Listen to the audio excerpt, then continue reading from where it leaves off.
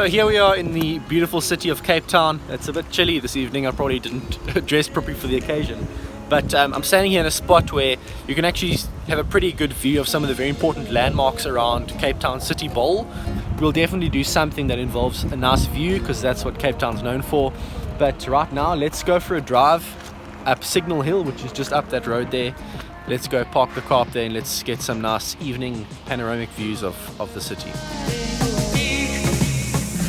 I've done quite a few vlogs in other parts of the world and it seems you guys have enjoyed those, but there's really no place like home, and I think it's about time I get to show you some of my home country. Cape Town is without a doubt one of the most beautiful cities in the world, and I had everything planned out so perfectly for the 2 days I'd be staying here, but Mother Nature had other ideas, so I'm going to be using quite a few pictures from previous trips to show you what Cape Town's supposed to look like. Here's a map of Cape Town, and there's literally so much to do here that we're only going to be able to scratch the surface. We will have time to look at a few tourist hotspots around the city bowl, and we're going to make the most of basically the 1 day that we have here.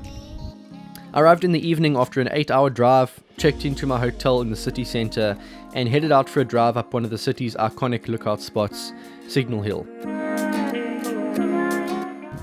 Signal Hill is one of those places that's definitely worth visiting. Doesn't cost you anything aside from petrol money to come up here, and the views are great. You can see stuff like the Greenpoint Stadium down there, Robben Island just behind that where Nelson Mandela was imprisoned for 27 years.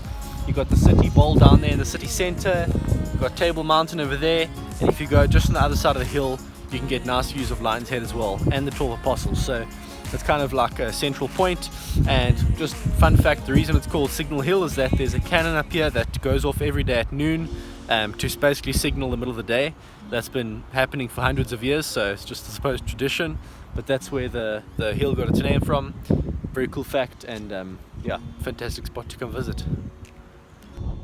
Lion's Head is a personal favorite of mine. If you look closely at the summit, you'll see people standing at the top. This is a very popular hike, especially when the skies are clear, and I've done it a number of times over the years. Lion's Head will give you a great view of Table Mountain, Camps Bay and the 12 Apostles, the City Bowl, and if you wander off the path a little bit, you might even find some caves to explore. Not wanting to hit peak hour traffic, I decided to drive down to the V&A Waterfront for an early dinner.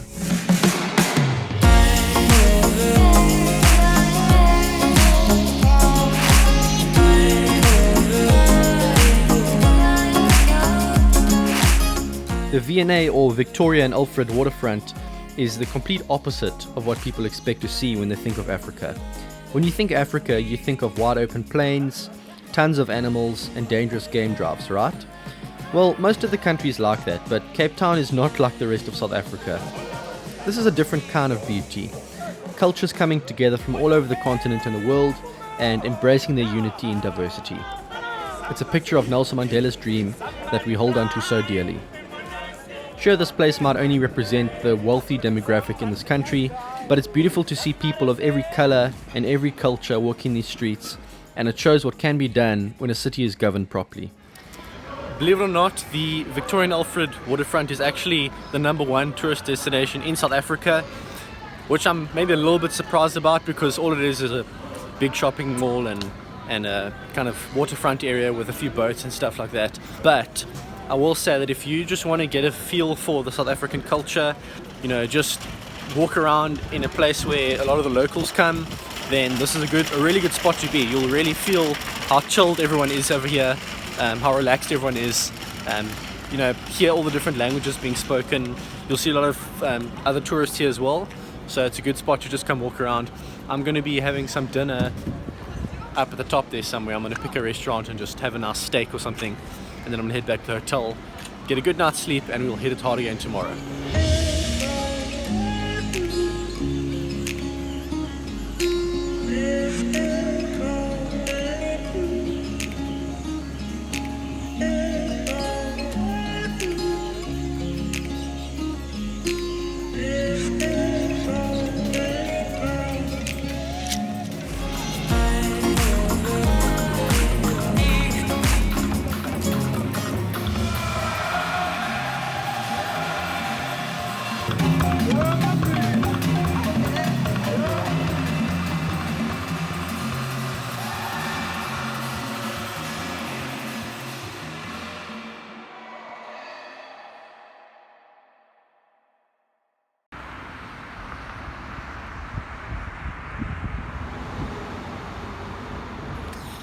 So that's the problem we have this morning.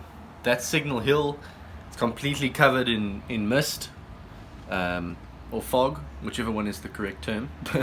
But either way, we're not going to be able to see anything of Table Mountain today, or even Lion's Head. So those two options are probably out of the question for the rest of the day, unless things do clean up. But I'm not going to bank on that. I think we're going to need to make another plan. So this is what we were supposed to be looking at today. Table Mountain, we were supposed to be going up right to the top there and just taking a look around and getting some nice panoramic views from the top, but that's not going to happen. And I did mention we wanted to go to the beach, but I'm going to leave that for just a moment because it is kind of peak traffic time now. We don't want to hit that peak traffic. Let's just take a walk through the streets. I'll show you a few things in the streets here, a few little like parks and interesting streets and stuff like that, and then we'll go to the beach a bit later. So let's go down and let's take a little walk first.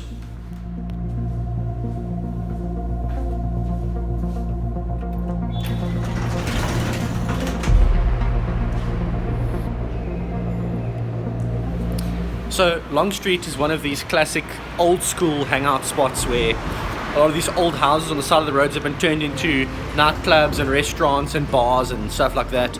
So it's quite a popular spot for young guys who want to hang out in the evenings. A lot of live music and stuff here, which is really cool. This is just one of many cool streets in Cape Town Central. But this is the only one that's kind of within walking distance of my hotel. So we're going to show you a few little buildings here and then we'll keep on going and I'll show you something else. Cape Town has been named the design capital of the world, and the creativity is evident when you walk through these streets. It's really cool to see old colonial buildings given new life with vibrant colors, and again, it's a beautiful picture of what can be done when cultures come together. But onto the company's garden we go, and at first glance this may look like a simple park, but this place is home to layers of history, and a closer look will uncover all kinds of interesting statues, buildings, and sites. So it is a work day today, which probably explains why it's not very busy here. I think on a weekend or a holiday it might be very busy here. I have been here once before, very long time ago, and all I remember is that there were a heck of a lot of grey squirrels all over the place, which are not native to South Africa. They're actually invasive species or introduced species. And that brings us to our next point. Mr. Cecil John Rhodes, very controversial figure. Cecil Rhodes was someone who brought a lot of good things to South Africa, like he founded quite a few universities and stuff like that, but also did a lot of very bad things. He was apparently quite a racist, also introduced a lot of invasive species like the grey squirrels we were talking about. He also introduced European starlings. I mean, who on earth in their right mind would introduce a European starling anywhere? And from what I understand, he was also possibly responsible for bringing in fallow deer, which I'm pretty happy about actually, because they taste really good. I did a fallow deer hunt earlier this year, and on that note, look what we have here. There's Mr. Grey Squirrel, probably expecting me to give him food. Well, I'm not going to give him food. He's just going to have to deal with it. So I'll be honest, this is not what I wanted when I came to Cape Town. I wanted good weather.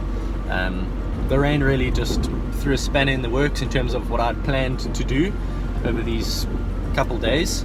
But yeah, we're gonna make the most of it. We're gonna go to the beach in the rain, maybe take a little walk in the rain and see what we can get done. Worst case scenario, I'll just have to throw in some other footage from past trips so I can show you what it's supposed to look like.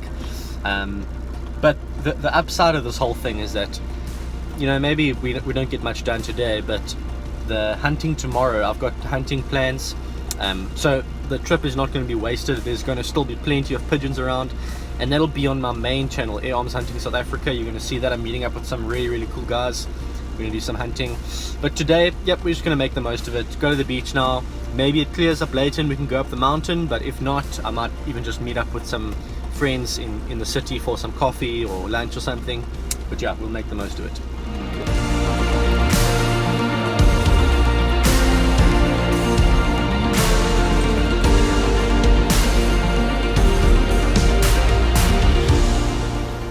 So that behind me there is Camps Bay.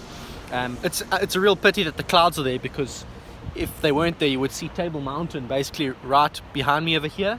So Camps Bay is a suburb that's directly below Table Mountain, which is really nice. And then you've got something called the 12 Apostles, which is a continuation of Table Mountain basically. It's a bunch of mountains that go all the way along the whole bay there, all the way to the edge. So you can take a beautiful drive along those mountains but below the 12 Apostles, and you can go all the way around, and it's a beautiful, beautiful, beautiful drive.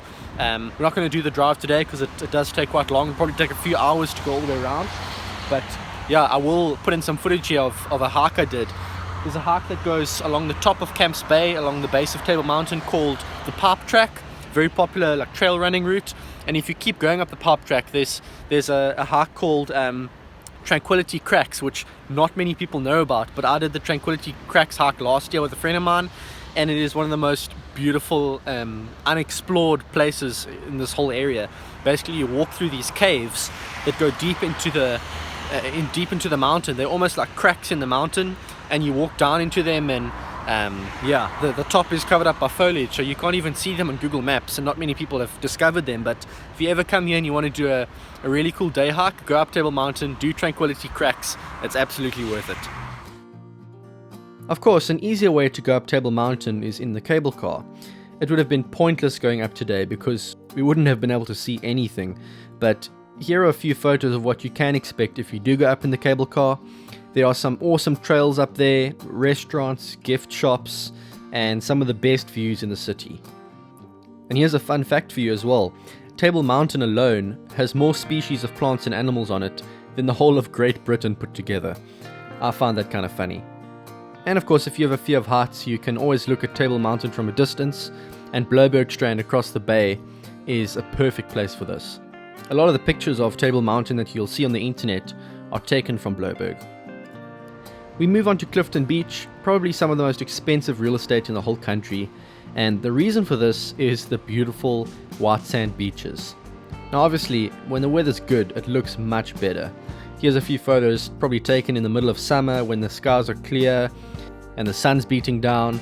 Very, very busy. Obviously today, it's not that busy here, but you get the idea. The houses here are absolutely stunning, and it's quite normal to see Lamborghinis and Ferraris driving around here. If you're a millionaire and you're wanting a holiday house in South Africa, this might be the place for you. At this point, things go even more wrong as my bakkie breaks down and I have to take it into a mechanic. This leaves me without transport, but gives me an opportunity to take a walk along the Sea Point promenade. So far you've seen Lions Head and Signal Hill, you've seen the waterfront, you've seen Long Street, you've seen Camps Bay, you've seen Clifton, and right around the corner from Clifton is where Sea Point starts. This is a popular place for runners. You can walk or run all the way to Greenpoint from here. And I must say, despite my car trouble, I did quite enjoy sitting down at restaurants along Sea Point, having a nice wood-fired pizza, and just enjoying a nice relaxed walk, knowing that there's not really much else I can do. And unfortunately, this is where we have to bring this vlog to an end, as I have to spend the rest of the day sorting out my car and then driving to another part of the city to meet up with the guys from Air Hunters. This vlog was a bit of a fail, unfortunately. I would have loved to show you more, but you'll be able to see my Cape Town hunting on my other channel. That turned out really, really well. And I'll also be uploading a blog about my journey home, which I think turned out absolutely awesome. I was able to send the drone up, weather was amazing, got to see parts of the country I'd never seen before. So you'll want to subscribe because I really, really think you'll enjoy that. As always, thanks for watching guys, and I'll see you on the next one.